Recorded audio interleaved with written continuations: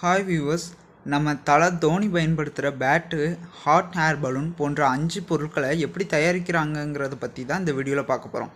இந்த வீடியோ பிடிச்சிருந்தா லைக் பண்ணுங்கள், வேர்ல்டு டாப் 5 இன்ஃபோ சேனலை சப்ஸ்கிரைப் பண்ணி சப்போர்ட் பண்ணுங்கள்.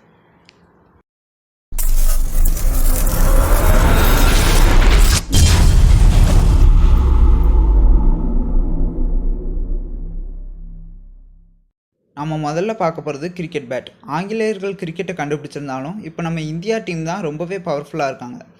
அதுலேயும் நம்ம தலை தோனி ஸ்டேடியமுக்கு வந்தாலே அதிர ஆரம்பிச்சிடும். ஆரம்பத்தில் நம்ம தலை தோனி பயன்படுத்தின SS பேட் நம்ம இந்தியாவில் உள்ள உத்தரப்பிரதேசில் தான் தயாரிச்சிருக்காங்க. உலகத்தில் விலையுயர்ந்த பேட்டுகளை இங்கிலீஷ் மிலாங்கிற மரத்தில் தான் செய்கிறாங்க. இங்கிலாந்தில் தான் இந்த மரங்கள் அதிகமாக உள்ளது.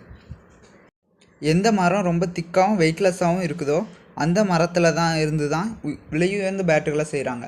இந்த விலையுயர்ந்த பேட்டுகள் 70,000 ரூபாயிலிருந்து 8 லட்சம் ரூபாய் வரைக்கும் விற்கிறாங்க. நம்ம ரெண்டாவதாக பார்க்க போகிறது ஹெல்மெட். நிறைய பிரபலங்களும் ரேசர்களும் பெல்லுங்கிற இந்த நிறுவனத்தோட ஹெல்மெட்டை தான் அதிகமாக பயன்படுத்துகிறாங்க. 1954 தான் இந்த நிறுவனத்தை உருவாக்கியிருக்காங்க. ரேட் கம்மியாகவும் அதே நேரத்தில் ஸ்ட்ராங்காகவும் இருக்கிற இந்த கார்பன் ஃபைபரை வச்சு தான் இந்த ரேசர் ஹெல்மெட்டுகளை தயாரிக்கிறாங்க. ஹெல்மெட்டில் சின்ன கிராக் இருந்தாலும் அதை ரிஜெக்ட் பண்ணிவிடுவாங்க.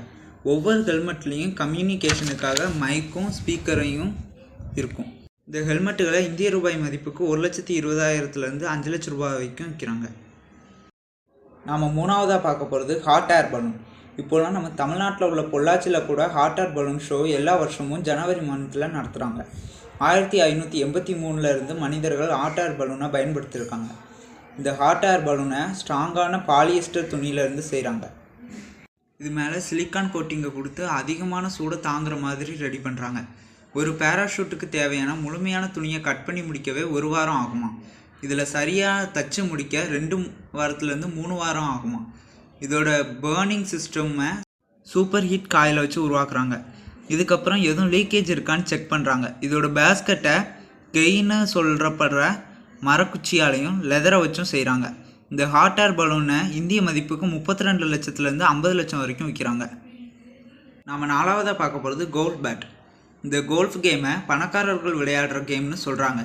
ஏன்னா ஒரிஜினல் கோல்ஃப் பேட்டோட விலை $50,000, இந்திய மதிப்பில் 43 லட்சம் ரூபா. இந்த பேட்டை கையால் செய்கிறாங்க.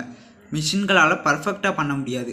இது ரொம்பவே ஸ்ட்ராங்காகவும் ஃப்ளெக்சிபிளாகவும் இருக்கணும்னு இதோட ஹேண்டிலில் கார்பன் ஃபைபரை வச்சு செய்கிறாங்க. இதோட ஹெட்டு தான் ரொம்பவே முக்கியங்கிறதுனால இதை டைட்டானியம் மற்றும் வுட்டால் செய்கிறாங்க.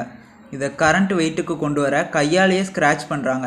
இது கரெக்டாக இருக்கான்னு ஃபுல் டெஸ்ட்டும் பண்ணி இதை சேல்ஸுக்கும் கொண்டு வராங்க. டெஸ்ட்டில் ஃபெயில் ஆகிற கோல்ஃப் பேட்டெல்லாம் சேல்ஸுக்கு கொண்டு வராமல் தூக்கி எறிஞ்சிடுறாங்க. நம்ம கடைசியாக பார்க்க போகிறது கார்லிக் ஸ்டோன். வின்டர் ஒலிம்பிக்ஸில் இந்த கார்லிக் ஸ்டோனும் ஒன்று. 1851 இந்த கேமை விளையாடுறாங்க. இதை செய்கிறதுக்கான கல் ஸ்காட்லாண்டில் இந்த சின்ன தீவில் மட்டும்தான் கிடைக்குது.